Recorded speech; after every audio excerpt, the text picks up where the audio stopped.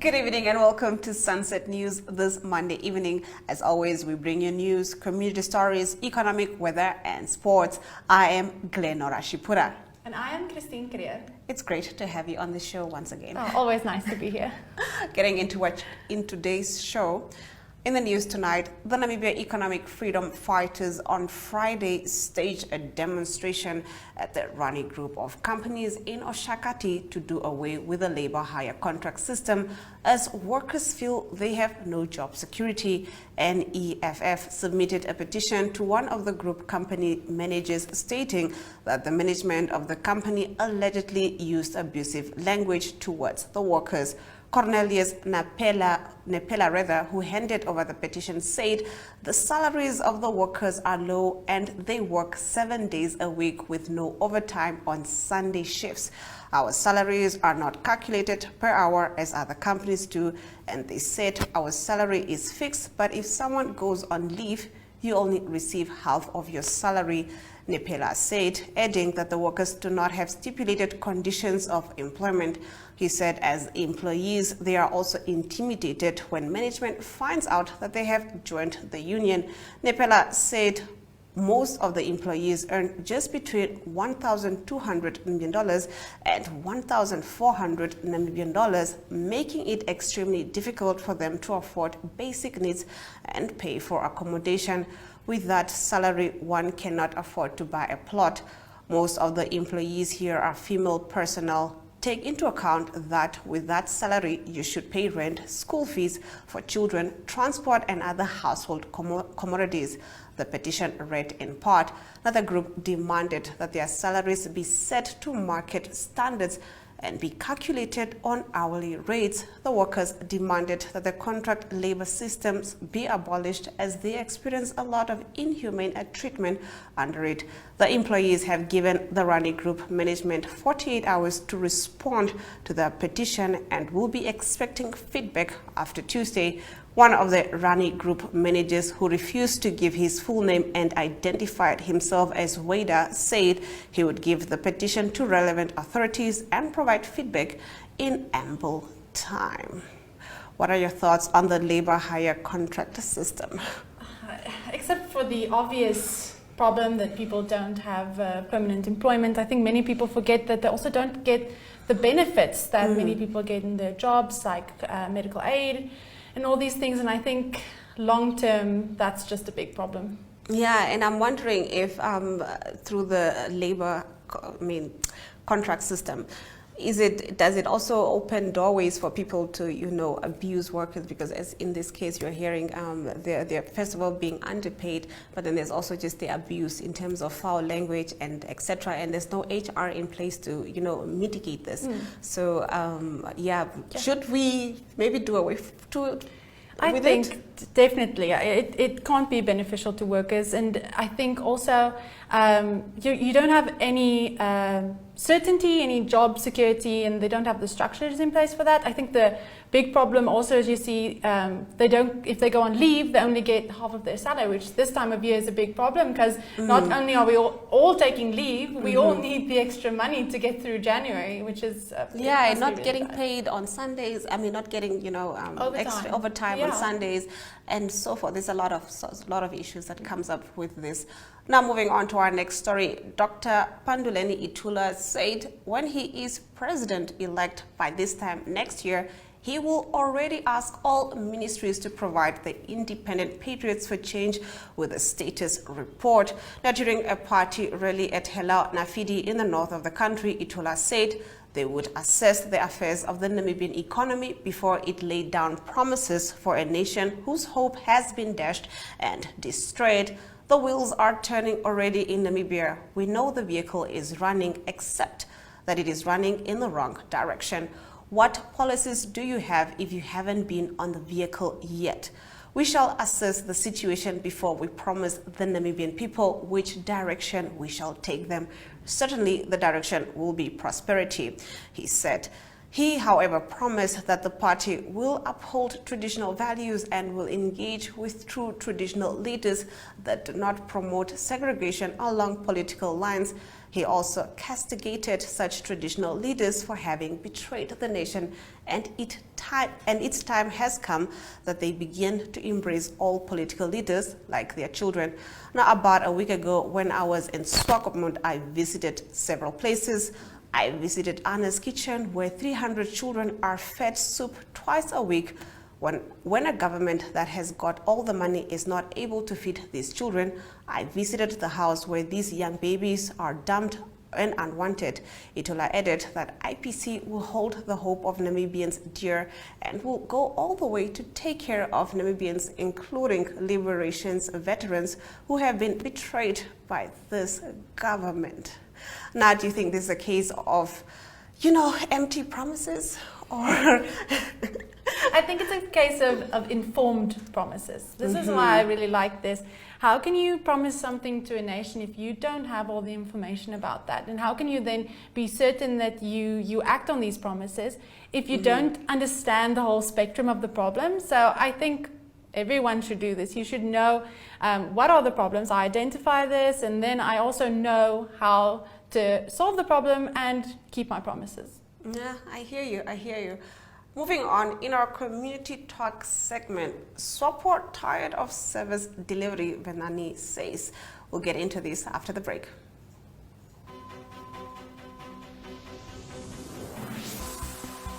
The Agenda is a weekly national affairs interview program hosted every Sunday by Namibian Sun editor Toivon Jabela, featuring a panel of high-profile newsmakers, analysts, and experts. The Agenda aims to reach high-end news consumers seeking informed understanding of national issues. This show is broadcasted on NTV, 1up2.com, and the Namibia Media Holdings Facebook platform. The Agenda focuses on interviews where we put the nation in the hot seat. Contact Agenda at synergy.com.na to get your product and service in the hot seat. The Agenda, focused on today's conversation.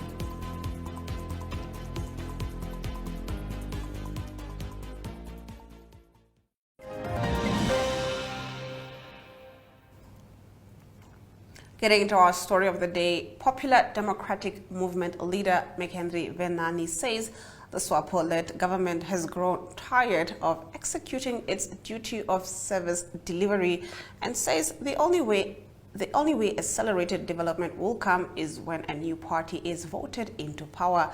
Venani made the remarks during a sit-down on the Evening Review and said the evidence was shrouded in how the government was dealing with a lack of what he deemed effective corporate governance ethos at state institutions. The government that is in power is not serious about resolving and unlocking socio-economic challenges in the country. We need a new government that addresses the question of corporate governance, because if you do not address the question of malfeasance and greed that erode this country, and it is continuing to erode this country, he said. Now, the government was doing the work of destroying the potentially good initiatives that are in existence in the country. Venani said, there is good low-hanging fruit and potential in the country, but for as long as there are people that have gotten tired of administrating this country, gotten tired of addressing the key issues, he said. According to Venani, the proof was in how state institutions were being managed. How is it possible that companies such as Otlever and List and many other companies are profitable, and you are having companies that have bigger portfolios than them, and they are being run down and they are monopolies of their own, Venani said. Now, despite creating good initiatives, the government's efforts would not bear fruit, Venani argued. Venani also blasted the government's approach to the local value addition of mineral resource, saying there was a need for more than just rhetoric. Wow. Do you think that for the country to, prosper, we need a new party in power? I think it's very easy to say what people are doing wrong if you're not in the position. I think he's making it sound very easy, and I don't think it's an easy thing to run this country. It's not. I mean, I know, I get it. We're 2.5 million, maybe a little bit more now. We'll find out at what number we are at, but still, it's 2.5 million people, and there's a lot of things that goes on. We have a lot of issues. And there's a lot of issues that can't just be, I feel we can't fix it by just, putting one party out of, and then put another one. There's a lot of systemic issues. I think corruption is systemically there. And once we deal with that, then maybe, you know what I mean, we can see some real changes. One thing I do agree with him is to keep them accountable, to keep making sure that our government is doing everything in its power to try and solve all these problems in our country, like corruption and poverty and all the issues. So I think it's easy to give criticism, but it's also necessary for us to keep telling the government to work hard. Yeah, no, and I think we have really good policies in place, but the issue is, are they implemented? And I think that's one of the challenges that we face as a country. I don't think the solution is blaming. I think the solution might be to work together.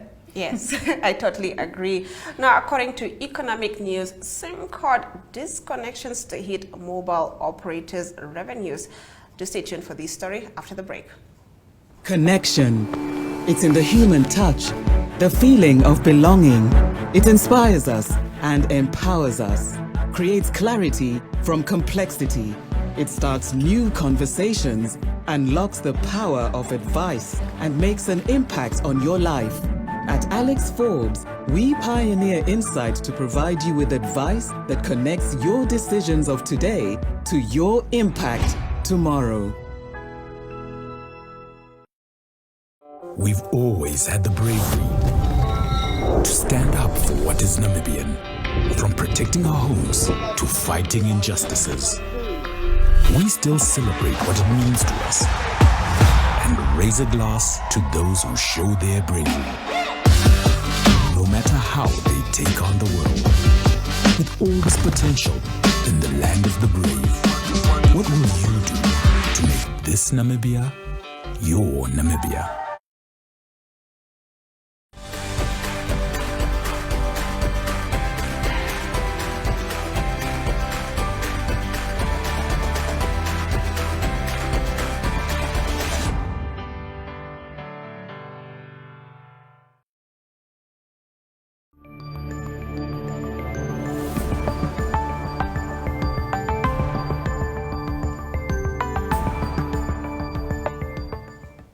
Getting into our economic news, mobile operators in Namibia have warned about significant financial losses due to the 31st of December deadline for mandatory SIM card registration, which the government insists will not be extended. Telecom Namibia and Mobile Telecommunication Limited have registered below 50% of the subscribers 2 weeks towards the cut-off date. Telecom Namibia CEO Stanley Shanapinda warned that if the registration is not extended, it will greatly impact the telecommunications company's revenues.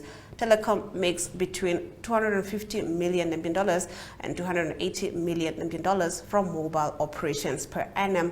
Therefore, cutting even a single number come the 1st of January will harm our revenue, said Shanapinda during a joint media briefing with MTC and the Ministry of Information and Communication Technology on Friday. At the moment, we have registered 201,126 subscribers out of a total of 417,646. Therefore, we are faced with an imminent challenge that not all will be registered in the next 2 weeks, hence hoping for an extension. MTC Head of Legal and Corporate Affairs, Patience Kangwehi Kanelelo, shared similar sentiments on the impact of imminent revenue losses as the mobile operator with the highest subscribers of about 2.5 million has to date only registered 925,284 subscribers. Meanwhile, Ministry of Information and Communication Technology Executive Director Adrian Mathis said the government will not entertain requests for an extension, arguing that the public had 2 years to complete the process. Wow. Have you registered? I'm almost too ashamed to say, no, I have not read. Also hoping for an extension. Yes. Do you think people should be given an extension? I mean, we were given 2 years to register. Do you think an extension is the right thing to do in this case? I don't think people are going to register until there's taken action. I think everyone is very chilled about this, and I think cutting off will really encourage people, or you won't have a choice. You will have to go and register. Yeah, no, I actually realized one of my SIM cards is actually not registered. My main one is registered, but the other one is not registered now. So it's like, oh wow, I forgot about that. So there's those little things that you don't, put into account, and I think that's also what's happening with people. They're like, oh no, I actually have that other one that I use. I also hear a lot of people are uncertain about the information that you need to share, your fingerprints and all this, because it is, people are just very uncertain to share information. And is this information going to be kept safe? And why? Because in the law states that it's not a requirement for you to give your biometric information, but now they are asking it of you. And now there is an online registration process, but you have to give your information if you do it online. Where I hear if you go in person, you have the choice, which I think a lot of people are just very uncertain. And also, queuing up is never fun. I saw the long lines. Well, definitely they need to shed some light on this. Next up is our financial indicators.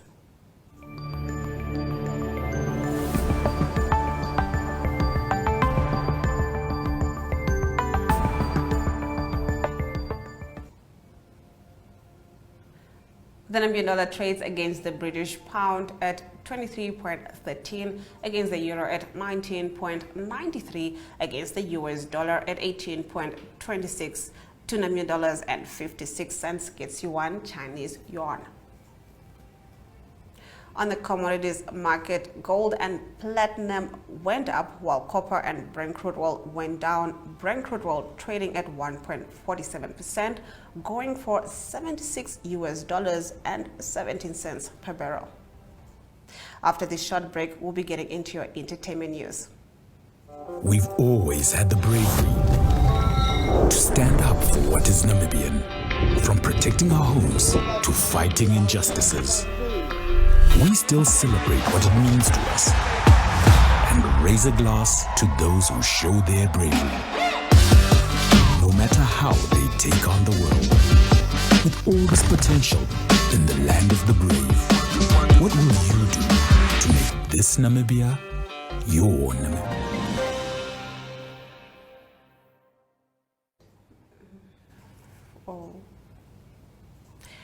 Getting into our entertainment segment, the Swakopmund Indie Music Festival took place on the 17th of December in Swakopmund at the Paintball and Adventure Center. The festival was a family fun day hosted and organized by well-known artist Rian Smith. Smith mentions that the festival was established early this year and held its first event in Windhoek.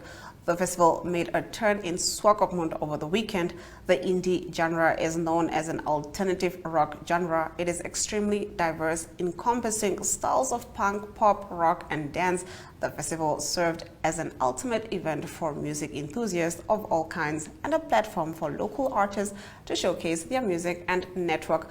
The event was filled with live performances by some of the most talented indie artists at the coast. Let's have a look.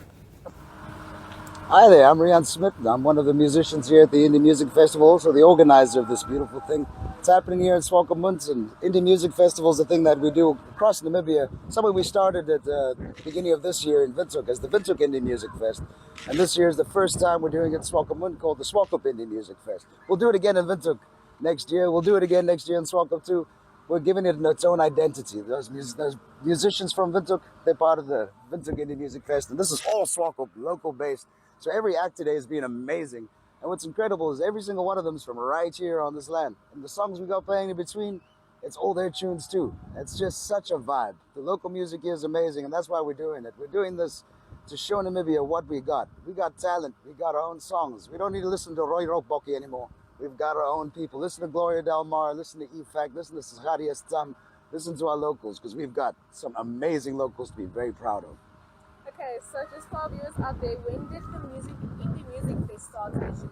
It started in February of 2023 in Windhoek at the Windhoek Indie Music Fest. And this year now, December 2023, is here in Swakopmund the first time. Okay, so how did Windhoek's one go?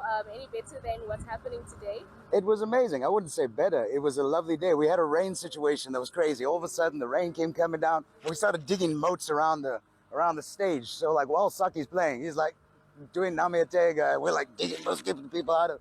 So it was unexpected rain and a great day. We had about 700, almost 1,000 people at the first one. And this one is about that as well. So we'll definitely do it again in Windhoek next year. Okay, now you have a very interesting and long list of artists performing today. Anyone in particular that you are excited for or that you're aware that already performed? I love every one of these guys. EFAC's the first time I'm going to watch him live today, so I'm very curious to see what's...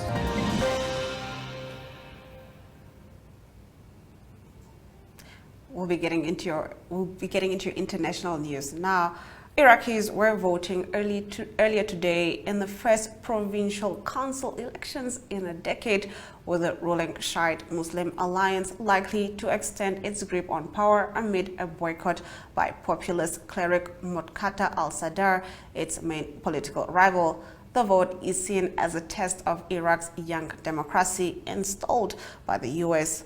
after the toppling of Saddam Hussein in 2003 before the 2025 parliamentary elections that will determine the balance of power in a nation where groups with close ties to Iran have gained ground in politics and the economy in recent years.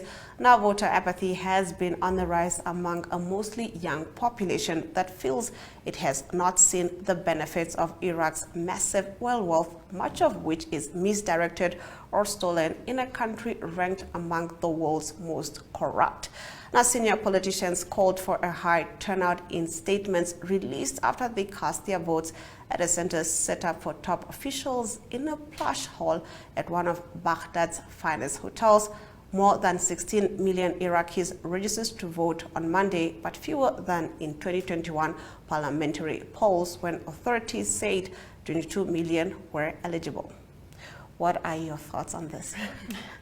I think it's nice to see that it is ongoing and hopefully it can bring positive change. Yeah, I think so. I mean, in a decade, it's a long time. I was quite shocked that it was that long. So I was just like, wow, very, very shocked. Well, after the break, we'll be getting into your weather predictions. To stay with Sunset News. Connection. It's in the human touch, the feeling of belonging. It inspires us and empowers us, creates clarity from complexity. It starts new conversations, unlocks the power of advice, and makes an impact on your life. At Alex Forbes, we pioneer insight to provide you with advice that connects your decisions of today to your impact tomorrow.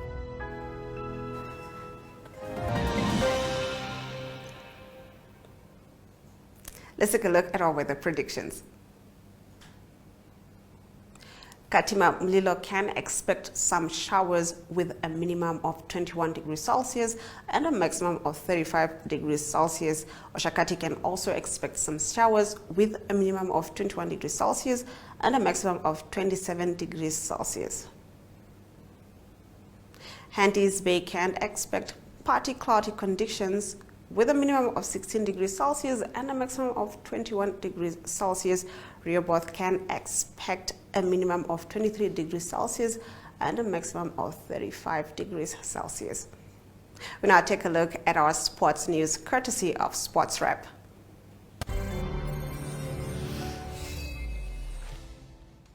Well, good day, viewers, on today's Sunset News, brought to you by Sports Rep. I mean, there is so much sports that we can get to talk about, as we all know that Swakopmund was definitely the place to be this weekend, as we had tennis, the whole tennis tournament that took place, and the fittest in the Namib. But with that being said, we move on to more important news, breaking news, that is the Champions League and this group of stage 16 has been drawn. If you can take a look right there, those are the teams that have been drawn for the round of 16. As you can see, the Arsenal will be be taking on Porto in their first game. Real Sociedad take on PSG. PSV take on Borussia Dortmund. Copenhagen have a tough game against Manchester City, while Napoli will be hosting Barcelona. Inter Milan have a tough game as they take on Atletico Madrid. Lazio take on Bayern Munich, and RB Leipzig take on Real Madrid. So those are the games that we do have in the Champions League, as we'll be looking forward to the round of 16s that will be starting next year. So there's a lot to look forward there.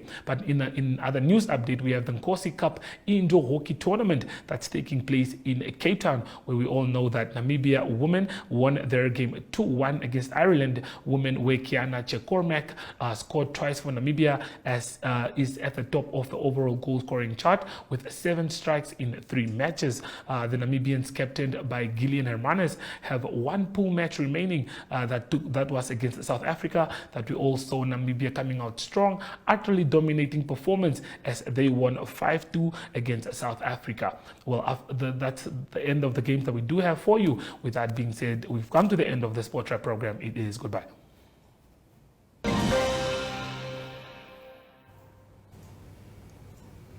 And with that, we've come to the end of the broadcast. Thank you so much, Christine, for joining us and sharing your thoughts. Big pleasure. Always very, very fun. I'm glad you enjoy it. From me, Glenn Rashipura, until next time.